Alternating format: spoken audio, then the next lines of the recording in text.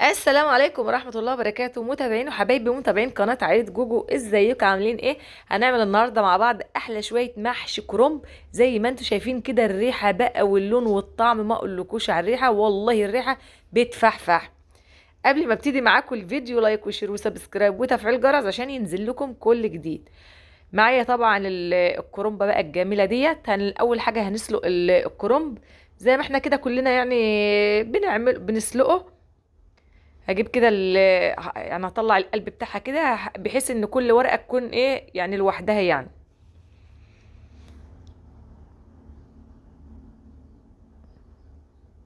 انا مجهزه الميه بتغلي على النار. هنزل بالكرنبايه بتاعتي كده، وساعه ما هتنزل هتلاقي كل ورقه لوحدها، يعني بتفصل لوحدها. انا نزلتها كده، قلبتها على ظهرها الاول عشان خاطر الميه تتغلغل في الجزء اللي هو بيبقى يعني تخين شويه عن الورق اللي ورا، من ناحيه العروق او العنق بتاعها. فبطلع بقى كده ورقه ورقه وبسلقها اهو زي ما انتم شايفين كده. دي بتسهل معايا الورق ينسلت كده من بعضه اهوت. اللي بتتسلق معايا بطلعها كده على الصينيه اللي انا مجهزاها ديت.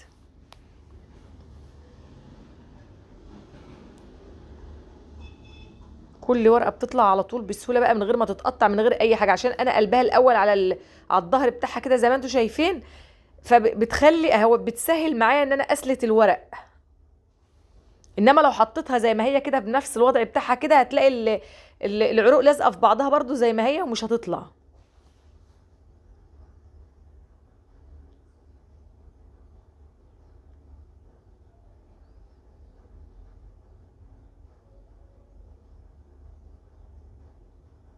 انا بسلق الكرنب من غير اي حاجه، ولا عايزه تحط شويه كمون عادي في الميه بتاعه الكرنب، عايزه تحط ملح. بس الملح بيخلي الكرنب يجلد وهو بيستوي يعني في المحشي. فانا ما برضاش احط ملح. ممكن احط شويه كمون ولا حاجه، بس انا ما حطيتش.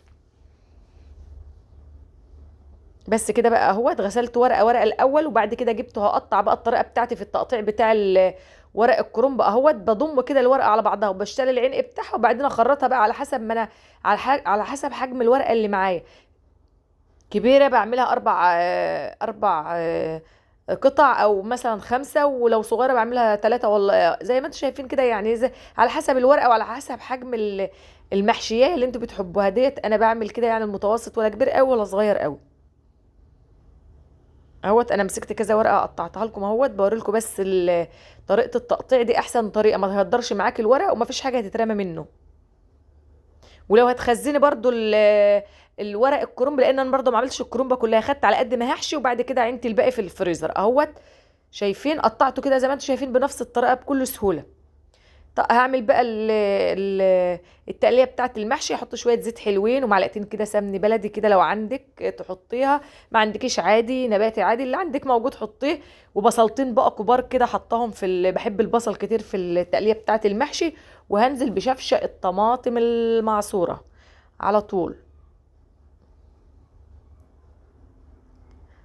هي كده بدأت تدخل في التسبيكه يعني الزيت ينطر بره او الماده الدهنيه تنطر بره، والطماطم اهوت. هو كده زي ما انتم شايفين كده السمنه والزيت طلعوا بره كده خلصنا. كنت غسلت الرز والخضره بتاعتي مقطعاها. بحب اقطعها برضو مش صغيره قوي، بحب اقطعها كده كبيره شويه تبان في المحشي. مش بحبها صغيره قوي كده لا. بحط بقى الكمون بتاعي والكزبره الناشفه وشويه فلفل اسود والملح والبهارات بقى بهارات المحشي وشويه بابريكا. اي توابل بقى انت بتحبها في المحشي. المحشي بيحب التوابل شويه يعني غير اي حاجه. هقلبهم بقى كده كله مع بعضه. شايفين الخلطه شكلها عامله ازاي؟ والله وريحتها تحفه كده وبسيطه وما فيهاش اي حاجه يعني ما فيهاش افتكاسات ولا اي حاجه. عايزه تقطع قرن فلفل معاها قطعي، عايزه ما تقطعيش براحتك خالص. دي مكان التقليه بتاعتي. انا بخرط الطماطمايه كده في الارضيه وشويه خضره، وبرده سايبه معلقتين تقليه كده في الارضيه في الحله لو لاحظتم. وجزرايه معايا، ولو عايزه تقطعي بصل قطعي، بس انا مش هقطع عشان البصل غالي الايام دي، فانا مش هقطع بصل. حطيت فلفل حطيت قرن فلفل اخضر اهوت في الارضيه كمان. شايفين الجمال بقى بوكيه جرنيه. ده بقى بيخلي المحشي حاجه كده بقى ريحته بتفحفح.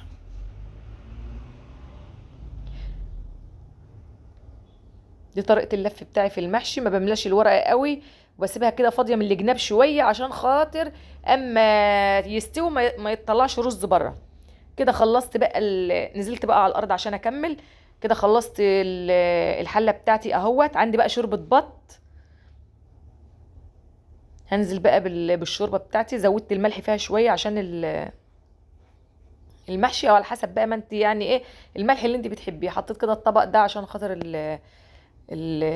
المحشي ما يفككش وانا بصب الشوربه، عشان الشوربه بتغلي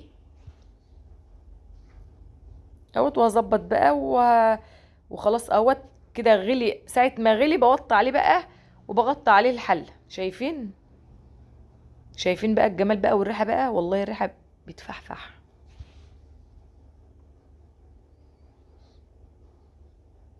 كده المحشي بتاعي استوى اهوت، او دخل يعني، فاضل له حاجه بسيطه. هنزل عليه بقى بمعلقه قشطه.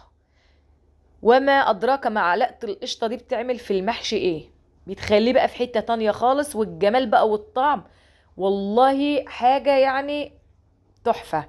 والغدا كان بتاعنا النهارده شويه محشي كده من غير اي حاجه ارديحي، ولا بط ولا فراخ جنبهم، كده حاف زي ما بنقول.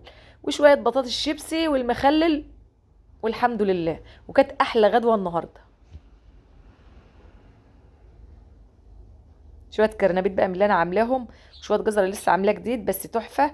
وده بقى كان الغدا بتاعنا النهارده يا جماعه. شايفين بقى الجمال بقى ولون المحشي وطعم المحشي، والف هنا والف شفا. والسلام عليكم ورحمه الله وبركاته.